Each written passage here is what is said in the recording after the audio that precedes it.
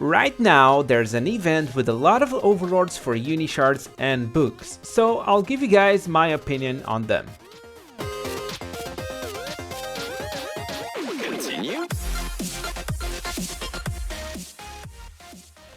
Hey yo everyone! So before we start, I just want to say that this is just my quick opinion, okay? And you mostly have to decide yourself what Pokemon is good for you according to how much you spend in the game. And if you enjoyed this video, don't forget to leave a like and subscribe to the channel, because that helps the channel a lot. So let's get this started, and instead of actually going to the Happy Exchange and talk through here, let's go to the book directly, because I know exactly what Pokemons are in the Happy Exchange right now. So first of all, we will be talking about Pokemons that cost Unishards, so basically free to play Pokemon, right? Let's start off with Jirachi. Jirachi is a really nice buffer, good from free to play to top tier, can be used in the top tier because of the passive, because of the buff that it provides, stealing speed and stealing special attack with the skill breakthroughs, and having a shields on top of it, and removing the rage from the enemy. So awesome buffer, Jirachi over here. Going to Dialga. Dialga, I believe it's a little bit underrated. Not a top tier Pokemon, but should be awesome for free to play. You can pair it with a Steel Arceus, for example, a Steel Plate Arceus, and having very awesome abilities, but the abilities have a downside. You get stat reduction on your Dialga. If you want to prevent that, use Holy Body, but if you have a Steel Arceus already gives Holy Body with this buff, so you don't need this ability. Next off, we have Palkia. Palkia is also that kind of Pokemon that it is really hard to fit in a team because he's water and dragon. Also not a top tier Pokemon, it's decent for free to play, but the main downside, you need skill breakthrough on him, and for example this Spatial Rend over here, this dragon type, can be a water type move, which is dive, and one good thing that Palkia can do is basically being permanently underwater, permanently diving, so hard to fit in a team, but you can permanently dive, and that's awesome. Going to Heatran. Heatran is basically a free-to-play Overlord, okay? It's a free-to-play Guzzlord, that's what I wanted to say. Because Heatran, his main damage comes from, he's burning stacks burning on the enemies, and when the enemy has enough burning stacks, he can just one-shot them no matter what. Going to Cresselia. Basically Cresselia, it's what saves you from Heatran and Guzzlord, from all of those burning and poison whatever. Cresselia is one of the best healing Pokemons in the game. It reflects the debuffs, gives you a bunch of healings. She's pretty much useful like that. So if you're having troubles against Guzzlords and stuff like that, Cresselia is one of the best Pokemons for that, since it gives you that protection for 2 rounds at least. You can use the Z magic coat as well, protection for 3 rounds, so it gives you a lot of protection. Going to Darkrai. Darkrai, in my opinion, can be a little bit underrated. His skill breakthroughs are very nice, but the thing is, he deals a decent damage with the skill breakthroughs, but the main problem is he should be dealing the most damage, putting the enemies to sleep. And as we know, there's a lot of Pokemons that have access to Safeguard, or there's a lot of healers in the game like Cresselia, so playing Darkrai can be very nice in some situations, but it's easy to get countered. Going to Victini now. Mr. Victini is very used in the top tier, especially because of his passive Victory Star, which will give damage to your main team. The more they attack with offensive skills, the more damage they will get from a Victory Star. Increasing skill power, and what else? What else is together with skill power? I kind of forgot. Crit damage as well. Yeah, 50% crit damage and 20% skill power. It's for each time they use it, offensive skills, up to 5 times. So very awesome support Pokemon that you don't really need to move to be effective. Going to Reshiram and Zekrom. This is like a very nice combo for free to play, in my opinion. You just have, but you really need them together usually. Of course, you can play, for example, Zekrom in an electric team and Reshiram in a fire team, but I honestly prefer to see them together because they together get more buffs from their dragon moves, for example. They're honestly buff each other because of the passive. So, in my opinion, very nice duo that you can pair with something like Overlord Cresselia, Xerneas, or even a Victini, for example. Going to Keldeo. Overlord Keldeo has something that a lot of people don't know. Overlord Keldeo can cancel sacrifices. He's a passive buffer for the fighting type and water type Pokemon. I mean, doesn't necessarily need to be fire or water type Pokemon, but for those who release water type or fighting type skills. But he also has something very awesome. Besides the shield that he also gives, besides the massive damage on his ultimate, he has liquidation, which has a really bad translation. It says like, also it won't be triggered after enemy Pokemon is defeated. What the hell does this mean? This is like a really messy translation. This basically means if you are hitting a sacrifice, a Pokemon with second ability sacrifice, if you hit with this move, this means that you can kill the sacrifice and the enemy will not get the effect. So this is something not everybody knows, and it's really awesome for a fighting team if you have an Overlord Keldeo. Going next to Xerneas. Xerneas, it's an awesome buffer.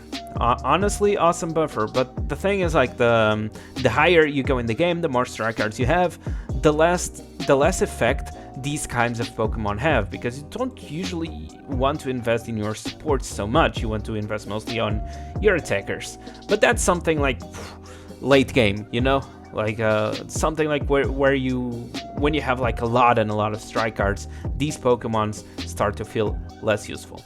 But anyways, Xerneas is an awesome buffer and gives you healing, gives you buffs, and damage reduction on the enemy. If you are having problems with Monster Riot, I have a lot of people that say that Overlord Xerneas over there, it's awesome. Most likely because the damage reduction that Xerneas has probably applies on the Monster Riot bosses, so that way they don't kill you and you can just kill more and more Pokemons on the Monster Riot. Of course, Xerneas is a support mostly, so if you want to build it for a Monster Riot, you probably would want just to make her tanky and give her speed, and let all your other Pokemon do the work and do the damage. Going next, Yveltal. Yveltal is very nice Pokemon as well for free to play, and some people use it in the top tier with Hoopa because of the passive Dark Field, increasing the dark type skill damage, and if you use a dark skill it increases your damage even further. Not just that, but the ultimate on the skill breakthrough, it does not have here on the Pokedex, but on the skill breakthrough, his ultimate can remove Ho-Ho set effect. So basically, if the enemy Pokemon has a Ho-Ho set and you manage to throw an ultimate from Yveltal on them, you remove that Ho-Ho set and you only need to take like 1 bar of HP from the enemy to kill them. Pretty nice, pretty cool. Going next to Volcanion. Volcanion, I honestly don't have much info on them because nobody plays them. That's pretty much it. And nobody wants to Overlord a support. Of course, it gives you a little bit more stats, but the resources that you are spending to Overlord the support, it's not worth it. Okay? Moving on from Volcanion to Buzzwole. If you have only one Buzzwole in your account, you don't have anything else, Overlording Buzzwole might be a nice idea. Put him in a fighting team. He can get pretty tanky with heavy armor if you know what you're doing. Not just that, he counters basically any Pokemon that heals a lot. So if you are against a Guzzlord that does not have like an Overlord Cresselia or something protecting him, Buzzwole inflicts sepsis. A sepsis is basically a debuff that transforms all the healing from the enemy into damage. So instead of healing, they are just killing themselves. Pretty nice Pokemon, fighting team or poison team. Usually people use this one with a Guzzlord as well in the same team. So yeah, going to Zygarde. Wait, no. Zygarde is books. It's not this one. It's going to Pheromosa. Okay, going down to Pheromosa, another free to play fighting type Pokemon. And honestly, I use Pheromosa myself. I love Pheromosa, okay. Where is my Pheromosa? I don't even know where my Pheromosa is. Yeah, I use Pheromosa myself. This is basically a free-to-play team. And the best thing about Pheromosa is like, for example, if you want to target Hoopas, if you have a golden ultimate, not a golden ultimate, but a skill breakthrough on the ultimate, bug type ultimate, you can easily, but I mean this, easily one-shot Hoopas if your Pheromosa is built correctly. Okay, I've done it a lot of times. I know a lot of people have been asking me for a video about Pheromosa. I want to release one soon. Not yet, but I promise you it will be like soon. Soon it's like 2 weeks. I have a lot of things to do now. So that's why I've been a little bit inactive on YouTube. Anyways, moving on. Cortana. Cortana, really hard to fit in a team, honestly. Really bad typing. The skills look very nice, but really hard to fit in a team nowadays. The best usage that you can have for Cortana is defend your crossover gyms in grass type. That's what I use her for. That's nothing much else. Overlord Mirgirna, awesome buffer. Like gives you a lot of defenses and a lot of other buffs. Also refreshes your cooldowns with a gear up. So she can be a very awesome buffer and really tanky, really annoying because she has access to pain treatment and stamina, and her typing is something that not many people can actually do damage to this. So a really awesome buffer, really tanky. Probably not top tier because top tier does not want to use something that needs a lot of investments. But she's a really awesome buffer if you need something to make your Pokemon tankier. She can be your thing. Now going to Marshadow. Marshadow is the last of the list of Unishard Overlords. And basically it's another fighting type Pokemon. So for the fighting type team, it's pretty decent, honestly. A lot of people say it's the worst of the the Overlords for Unishards. He can be pretty decent if you play it correctly. Okay, a lot of people even use, not a lot of people, but some people even use heavy armor, making Marshadow extremely tanky. And the skills, like being able to steal debuffs and ignoring shields and stuff on Marshadow can be very nice, but this is always very situational. Not a top tier Pokemon for sure, but a nice addition to your fighting team. We already have like 3 free-to-play fighters over here. I like Pheromosa. That's my personal opinion. I like her because she's really fast and she can do a lot of damage. And all I care is about the one-shots. Let's go back up to the list, and now let's talk about the Pokemons for books. Starting off with Overlord Armor Mewtwo X. I mean, not Armor Mewtwo, what? Overlord Mewtwo X, insane. If you want one Pokemon, like a solid one Pokemon that is basically a one-man army, Mewtwo X, it's your boy. In my opinion, fighting type team, this guy deals a lot of damage for those people who cannot afford like bigger Pokemon like Resonance, okay? Going to Raikou. Raikou is really solid in the electric team, can be pretty tanky because of his Thunder God passive, which is every Pokemon that is electric, flying or water type in battle, he gets more tankiness and he gets more damage. Honestly, between Raikou and Thundurus, I'm not sure who to pick, but we will get to Thundurus in a bit. Going to Lugia, really nice addition for flying team, but I would honestly only invest in flying type Pokemon if, especially Lugia, okay, we did not get to Ho-Oh yet, but especially Lugia, I would probably only get an Overlord Lugia if I want to make it Resonance. But Lugia, even Overlord, it's underrated, honestly. In my opinion, it's underrated. She does a pretty nice damage, but I would only get her myself if I would ever want to get a Resonance. Going to Celebi, another underrated Pokemon, because it has a lot of things that are pretty damn good. Increases your restriction damage, removing your debuffs and making your Pokemon immune to debuffs for 2 rounds.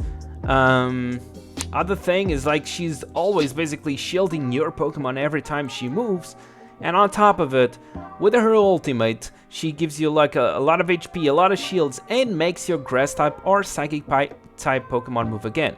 Or her Z ultimate makes all the Pokemon move again. So pretty sure it's an underrated Pokemon. We don't see her in our version yet, but like a lot of Brazilian players play a lot of Celebi. Overlord Ho-Ho, basically one of the best Overlords you can find, because Overlord Ho-Ho covers all the tiers, so from low tier to top tier. Ho-Ho is like basically a god. I don't want to say like Ho-Ho is like super awesome, everybody should have one, but if you need a buffer that covers you in basically any team that you might need, Overlord Ho-Ho should be your Pokemon. Like, gives you a lot of damage reduction, basically does not die, gives you attack boosts, so just the fact that gives you damage reduction and undying effect, it makes Ho-Ho so annoying to deal against, and those who already played against Ho-Ho, they know. Going to Rayquaza. Rayquaza, usually, it's a really decent Pokemon. I would not get it myself, but it's a really decent Pokemon, feels like really decent, and some people in the top tier use Rayquaza because of the passive. If the enemy uses a buff or some attack that is considered like to be a support kind of skill, Rayquaza will move, okay? And if you have skill breakthrough on your ultimate, and you can use ultimate as soon as Rayquaza will move, Rayquaza will make all the dragons move again. So usually a lot of people use with a black and white, for example. So if enemy uses a buff or something, Rayquaza will just make black and white attack, and that way there's no buffs for you that will save you. Oh, and on top of that, if you have skill breakthrough on your passive as well, Rayquaza, as soon as it moves, removes all the debuffs, all the buffs from the enemies. So it's a plus, okay? It's a really nice Pokemon, but I don't know if I would get it instead of something like a Mewtwo or another. Moving on, let's go to, where are we going? Giratina. Giratina is on discount right now. I don't know if I can consider that on discount, but when Giratina was released, it was 1.6k books, 1,600 books. Right now, it costs 1,000 books. Ghost type buffer moves as soon as Dragon type and Ghost type move, and with a Z skill, it makes all the Ghost type move again. So, awesome Ghost type buffer, but I don't know if this will be very used, honestly. Going to Thundurus. Now Thundurus Electric Team. I talked about Raikou a while ago, and what do I like Thundurus more than Raikou doesn't have? So first of all, Thundurus seems to have a bigger one-shot chance with his ultimate, because his ultimate deals a lot of damage, and on top of that, it also has Reaper damage.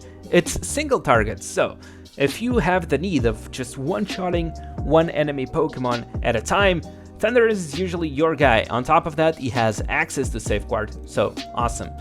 Going to Black and White. Honestly, Black and White, only get the Black and White Overlords if you are going for Resonance. Pretty much it.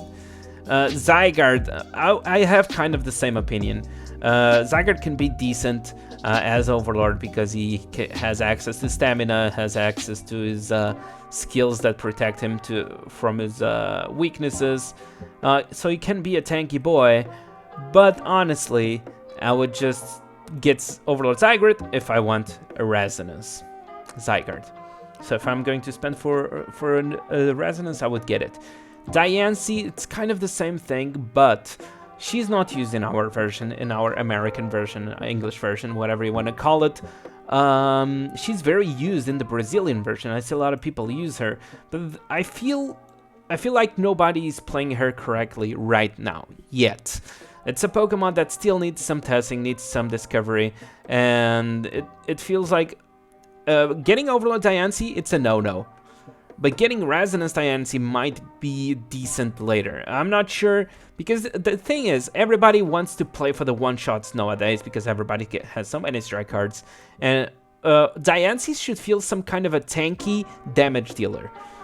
That's why like a lot of people just grab a Diancie and they inherit their best Pokemon. They test Diancie, it doesn't feel that good. That's my theory, okay? I'm not sure if I'm 100% correct, but a lot of top players already tested her and she doesn't feel as good, okay? Moving on, going to Sol and Luna. So, Solgaleo and Lunala, those are basically a team, two Pokemon that should be together. When they were Unishards, they were basically the top tier of Unishards. Now that they cost books, I don't like them so much. It's like getting two Overlords for books just to make a team? Nah, you better save or get like a single type strong attackers, like big boys for one team, or get something for top tier. I would probably not invest like this. Guzzlord, a lot of people say like Guzzlord meta is over, blah blah blah. The thing is like, yes, Guzzlord meta is over for the top tier. So if you can just like afford one single Pokemon, Guzzlord can be a very nice option because you are not expecting to defeat Black and White Resonance if you can only afford one Overlord like this. Guzzlord struggles, of course, against Steel-type Pokemon and healer Pokemon like a Cresselia or Celebi, but anything else, Guzzlord, it's really hard to take down. Maybe he struggles a bit against Mewtwo. Mewtwo, if it's well built, can take Guzzlords down, but nothing much else. It's like if you play Guzzlord and build it very correctly, he can take down a lot. He can just tank so much. He's a really annoying Pokemon. So yeah, this is it. Wait, I still need two more. Okay, two more, and in my opinion, are one of the least useful Pokemons for books. Zeraora, of course, it's a really awesome Pokemon for Electric Team, but it's like it's not a damage dealer. It's mostly there just to buff your Electric Team, so I would only get Zeraora for books if I'm playing like a Resonance Electric Team. Because Zeraora is nice, Z-buff just removes all the debuffs on your Pokemons and stuff, make your Electric Team attack it again. But I would not spend 1000 books just to get this Pokemon and try to play with it, okay? Same thing applies to Blacephalon. I mean, Blacephalon is probably the worst Overlord for books right now. Because of the typing, honestly, like Fire Ghost type can be nice probably with an Overlord Giratina, but not top tier for sure.